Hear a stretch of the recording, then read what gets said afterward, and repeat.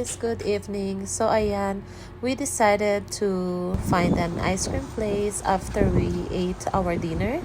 So usapan namin is McDonald's lang pero nakarating kami dito sa Sawmill Market. We have a favorite place na puntahan dito. Yun ay ang Neko Neko.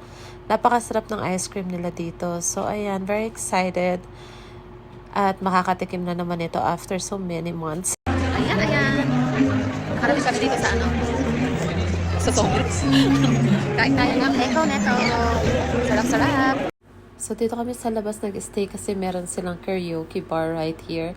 And, ayan, pwede kang kumunta. Next time talaga kakanta ako dyan. Ayan, sobrang bilis lang namin. So, natapos na kami mag-ice cream. Nakapasyal na rin kami kay panganay, kay Kat. So, ayan, happy na ako kasi nakalibot na naman ako. So, hanggang sa muli. Thank you for watching.